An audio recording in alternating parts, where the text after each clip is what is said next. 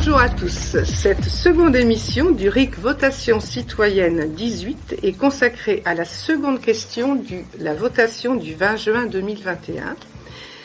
Cette question: êtes-vous favorable pour que les votes blancs soient pris en compte dans les suffrages exprimés? Qu'est-ce que le vote blanc? Alors à la Révolution, c'était nommé le billet blanc. Et en fait, avant, ça se faisait les élections à main levée. Et en fait, la seule alternative, c'était aussi l'abstention. Donc ils ont décidé de mettre en place aussi ce système de vote blanc ou billet blanc, comme vous voulez.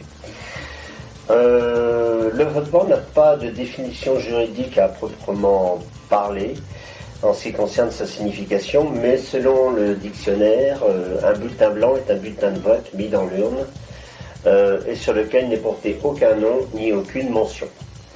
Le Centre d'information civique considère qu'il s'agit d'une feuille de papier que l'on plie, blanc vierge, qu'on plie et qu'on glisse dans une enveloppe. Selon le code électoral français, ça peut être tout simplement une enveloppe vide qu'on glisse dans l'urne. Voilà. Ce type de vote indique bien sûr la volonté de se démarquer du choix proposé par l'élection. Voilà. Ça, c'est une chose qui concerne la définition du vote blanc, qui n'est pas aussi complexe qu'on peut l'imaginer.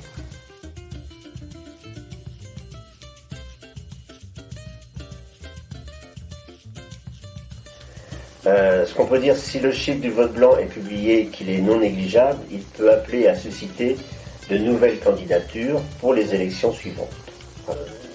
Si on obtient la majorité, il peut permettre à de nouvelles élections avec de nouveaux candidats, ce qui corrobore ce que je viens de dire passer. En France, en 2014, le vote blanc est connu au niveau des élections européennes de mai 2014.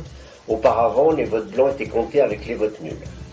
Le taux des votes blancs et nuls varie en moyenne entre 2 et 5% selon les scrutins et peut atteindre même jusqu'à 8%.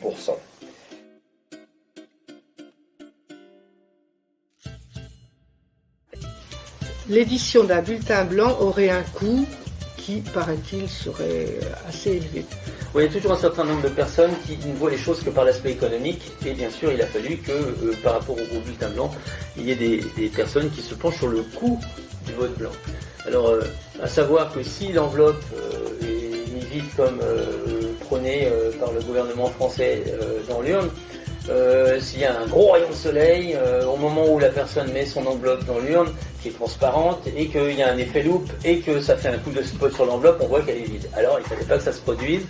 Donc des gens se sont dit, il faut mettre un bulletin blanc, il faut mettre au même niveau, et puis du coup ça permet d'avoir vraiment un engagement au moment où on va prendre des bulletins, d'avoir en main un bulletin blanc.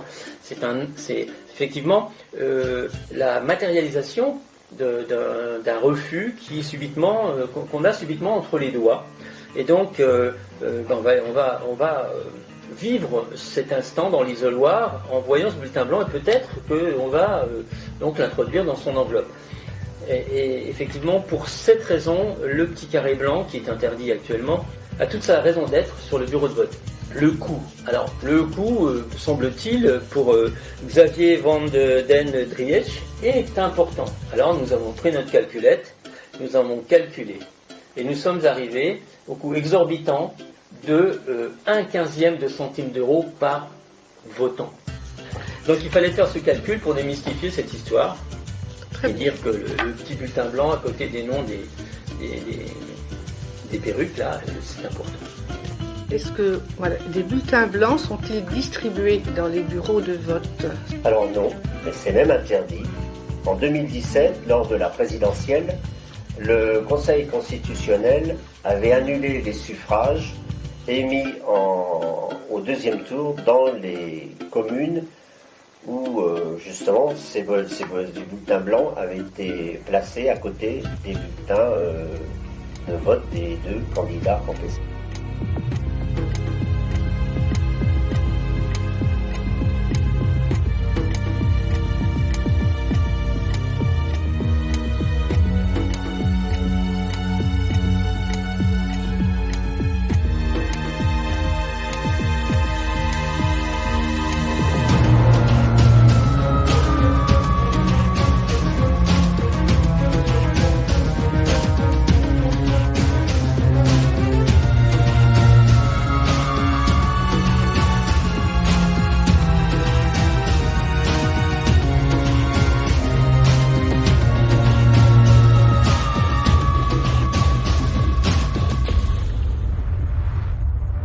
votes blancs, même s'ils ne sont pas comptabilisés, ils existent. Et donc, et par exemple, en 2017, est-ce qu'il y a eu une proportion importante de votes blancs? Elle a été d'environ de plus de 3 millions d'électeurs, soit près de 8,5% des suffrages.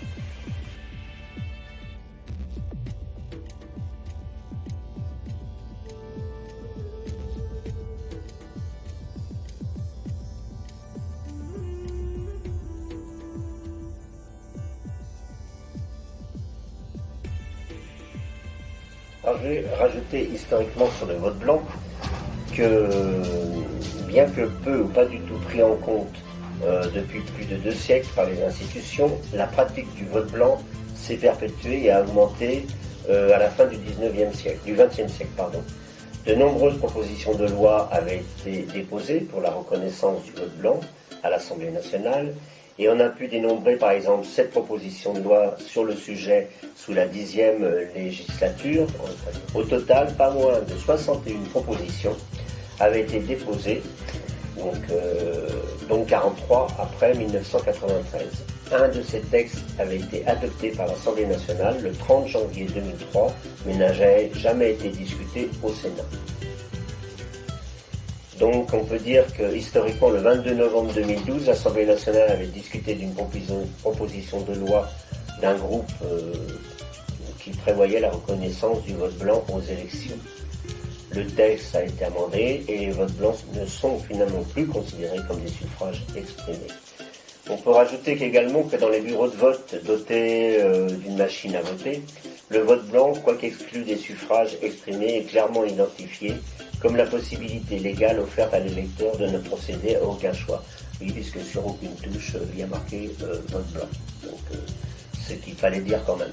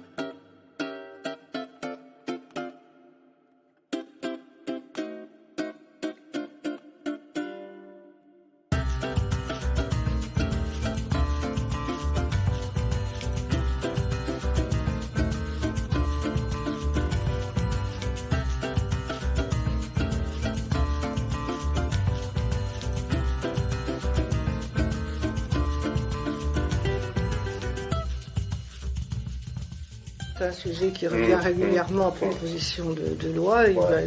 Ça doit être défendu régulièrement. Et qui défend Depuis fin 1989, Monsieur Gérard Gauthier avait créé en Bretagne le mouvement Blanc c'est s'exprimer. Donc c'est une association qui présentait une liste du même nom aux élections régionales de 92. Et qui avait quand même obtenu un siège de conseiller régional, un mandat qui avait duré 92 à 98 sous l'étiquette Blanc s'est exprimé. Après en 94, il y a une autre association qui s'était battue pour la reconnaissance du vote blanc, avec l'objectif de susciter le débat sur la question. Après en janvier 2000, il y a eu un parti blanc qui se voulait apolitique, qui a été créé à Caen par Blaise Hersan le Chartreux, pour lutter contre le désaveu démocratique.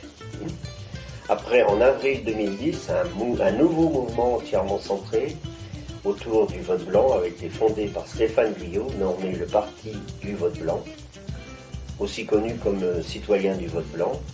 En 2014, ce même Parti du vote blanc a décidé de regrouper ses adhérents et sympathisants sous l'appellation Citoyens du vote blanc, CVB, avait présenté des listes dans 6 circonscriptions aux élections européennes en 2014, ce qui leur a permis d'avoir accès à la campagne officielle. Les citoyens du vote blanc avaient obtenu à l'époque 110 090 voix. Ce résultat les avait placés en nombre de voix en 14e position sur 50 formations représentées à ces élections. Les citoyens du vote blanc avaient décidé de présenter une candidature à l'élection présidentielle de 2017 Elle était incarnée de nouveau par Stéphane Guyot, mais n'avait obtenu à l'époque sur les 500 signatures que 9 signatures.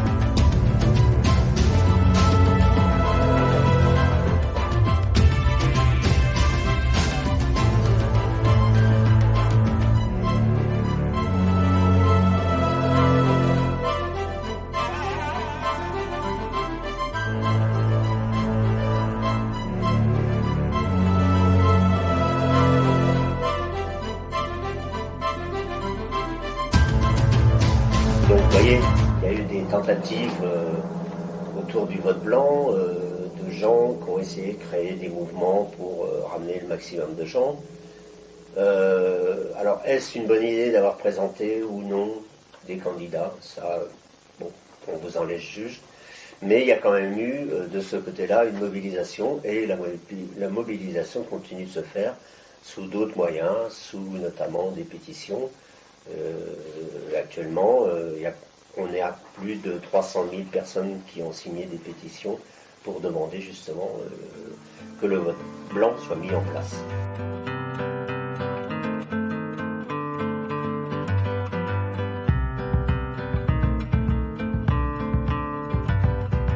Y a-t-il des pays qui intègrent complètement le vote blanc? La première constatation, c'est que les pays les plus démocratiques en matière de vote blanc ne sont pas du tout ceux auxquels on aurait pu penser. On regarde, on se tournait vers des pays comme la Suisse, à peine, comme la Belgique, pas beaucoup, comme l'Italie, pas mieux, comme l'Espagne. L'Espagne, oui. Les Pays-Bas, oui, c'est pas mal. Mais il y a des pays qui sont beaucoup plus démocratiques encore en matière de vote blanc, comme par exemple en Mongolie. Les élections présidentielles tiennent compte des votes blancs en tant que vote valide entrant en compte dans le décompte des voix et de leur pourcentage.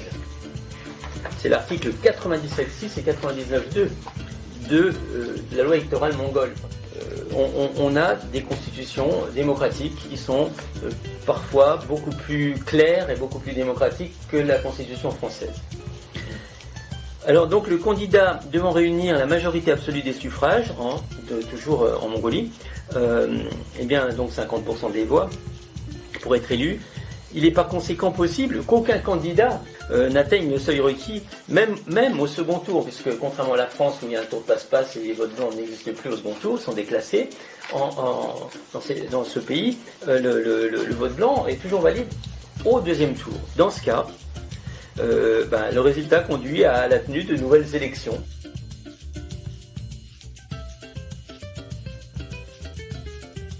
C'est l'article 8.6.2 du Code électoral mongol.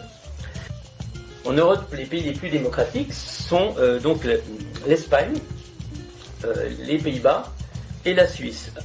La Suède a fait marche arrière, puisqu'elle faisait partie aussi des pays qui intégraient les votes blancs, mais depuis peu ne les intègre plus que pour les référendums. C'est-à-dire que quand il s'agit de nommer des individus, le vote blanc a été supprimé dans le comptage. L'Espagne est tellement assidue par rapport à ce vote blanc qu'en 2016, ils se sont retrouvés à ne pas avoir de gouvernement pendant plusieurs mois, puisque il y avait eu un désaveu par le vote blanc des candidats. Certaines interprétations de cette période amènent à penser que l'économie en aurait souffert, mais je pense que c'est une propagande faite par certains types de journaux néolibéraux, puisque la Belgique, son gouvernement pendant une centaine de jours, c'est ça. Donc, a jamais failli. Les plus mauvaises langues disent que les Belges s'en trouvaient tout à fait contentés. En Amérique du Sud, l'Uruguay reconnaît le vote blanc. Le Pérou a déjà annulé les scrutins lorsque 2/3 des électeurs votent blanc. Cela revient à dire que le peuple possède en quelque sorte un droit de veto. Ça, c'est très intéressant parce qu'ils vont plus loin. Si on atteint 2/3, c'est beaucoup. Mais admettons que ça se produise, eh bien, c'est un désaveu complet de la politique et des politiciens en place. Et si c'est un référendum, effectivement, c'est un droit de veto du peuple. Eh bien, le gouvernement péruvien doit en tenir compte. En Colombie, d'après la loi électorale numéro 1475, le vote blanc reflète une expression de la dissidence politique, d'abstention ou de désaccord avec les politiques. Les votes blancs sont donc comptabilisés dans les suffrages exprimés, votos validos, article 9 de l'acte législatif de 2009, et pour tous ces scrutins, présidentiels compris. Si le total des votes blancs atteint la majorité absolue des votes valides, il est procédé à un nouveau scrutin auquel les précédents candidats ne peuvent se présenter. Là aussi, on a cette formule qui est dans les pays aux constitutions réellement démocratiques, mis en pratique, donc à valeur d'usage, quoi. Le vote blanc possède donc un pouvoir invalidant en Colombie, où ce cas de figure s'est présenté lors d'une élection locale à Belo en 2011, au cours de laquelle le seul candidat à l'élection, Germán Londoño, parti conservateur colombien, a finalement recueilli moins de voix que les votes blancs. C'est-à-dire qu'il y a eu 60 818 votes blancs contre une 40 000 et quelques votes pour la perruque du moment. Et donc il a fallu faire une nouvelle élection avec donc un autre candidat. En Afrique et au Moyen-Orient, la Mauritanie est en fait bon élève. Le vote blanc est considéré comme un vote neutre. Donc le vote neutre, il peut être utilisé lors d'élections présidentielles ou pour les référendums. Et les électeurs ont en effet la possibilité de cocher vote neutre sur le bulletin. Il y a une case sur chaque bulletin de vote où on peut cocher vote neutre. On n'est pas, comme en France, amené à mettre simplement une enveloppe avec rien dedans. Le geste le plus vite qu'on puisse proposer à un électeur, c'est de mettre une enveloppe avec rien dedans. Franchement, c'est bien à l'image de ce qui se passe en ce moment. Avant de vous dire bonsoir, j'espère que ces discussions vous éclaireront pour participer à la votation citoyenne du 20 juin, que vous aurez eu des éléments qui pourront vous aider. Donc, je rappelle que ce référendum a lieu le 20 juin 2021 dans 3 communes, Limeux, Levé, Farges-à-Lichamps, en sachant qu'à Limeux, c'est un bassin de vie, il y aura 4 communes qui pourront voter à cet endroit-là, mais bien sûr, cette votation étant ouverte à tout le citoyen à partir de 16 ans, vous pouvez vous rendre, habitants du Cher, pour ces votations. Voilà. Avez-vous quelque chose en conclusion, messieurs? Alors, ce que je voulais ajouter, ça c'est de dernière minute, lors des distributions de flyers, enfin de tracts, on parle en français donc de tracts, qui seront remis sur les différents marchés sur lesquels nous irons, justement pour faciliter la mobilité des personnes, ils seront proposés des procurations que les personnes pourront signer sur place, qu'on mettra sous enveloppe cachetée, sous nos yeux. Et donc après, ces enveloppes seront mises dans des urnes et elles seront décachetées lors de l'élection le 20 juin. Je vous remercie, messieurs. Donc nous reverrons comme vous l'avez dit. Donc rendez-vous pour une prochaine émission. Bonsoir mesdemoiselles, bonsoir mesdames, bonsoir messieurs.